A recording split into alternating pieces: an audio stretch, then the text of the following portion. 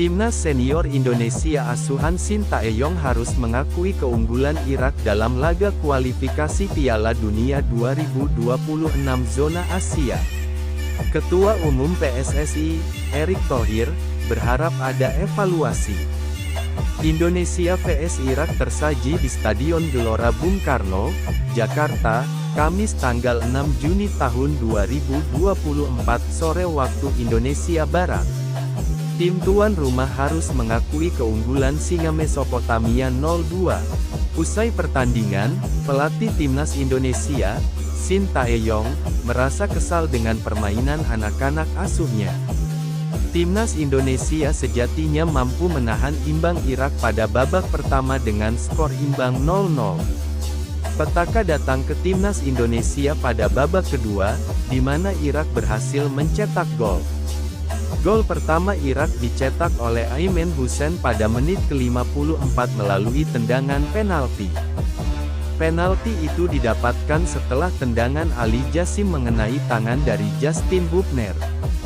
Gol Irak dicetak di babak kedua melalui Aimen Hussein melalui titik penalti, dan Ali Jassim. Indonesia harus bermain dengan 10 pemain sejak menit ke-59 gara-gara kartu merah Jordi Amat. Sektor belakang Indonesia jadi sorotan di laga ini. Tak hanya karena kartu merah Amat, tapi juga kesalahan sendiri yang berujung gol. Penalti Irak didapat setelah Justin Hubner kedapatan handball di kotak penalti.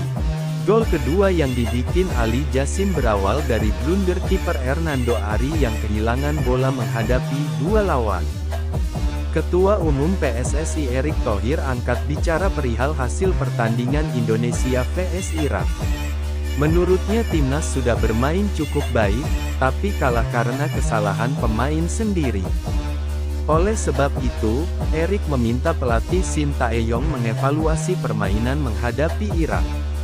Evaluasi ini penting lantaran Indonesia masih punya satu pertandingan sisa menghadapi Filipina pada tanggal 11 Juni tahun 2024.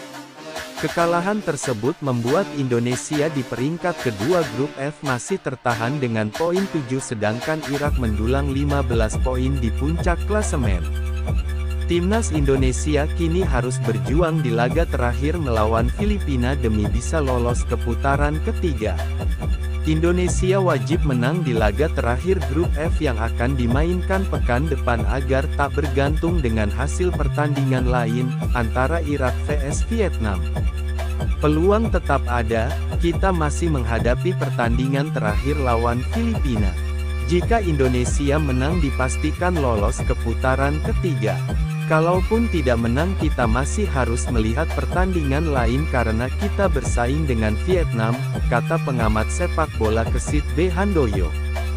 Di sisi lain, dominasi permainan di babak pertama dan beberapa peluang emas gagal dikonversi menjadi gol.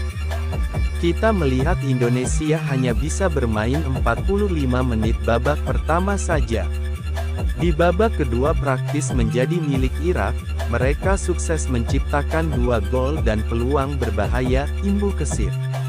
Indonesia seharusnya di babak pertama ketika tampil lebih all-out, lebih dominan, sayangnya peluang-peluang yang didapat tidak dikonversi menjadi gol.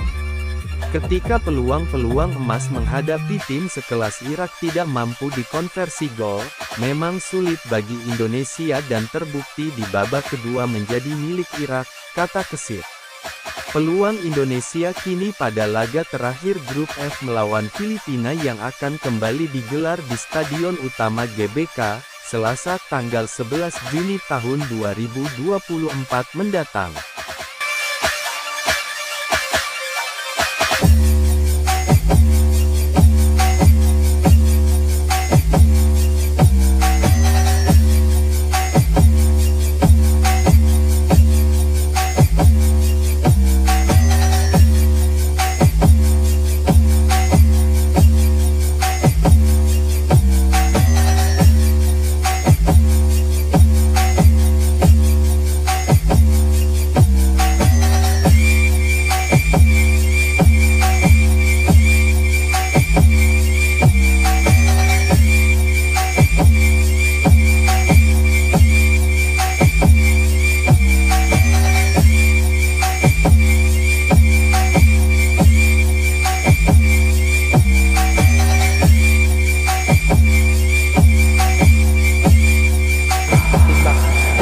Lapangan Gelora Bung Karno tidak semulus ketika Gunawan dan juga Bung Marum El Rumi yang akan menemani Anda menyaksikan jalannya pertandingan di babak pertama kualifikasi Piala Dunia 2026.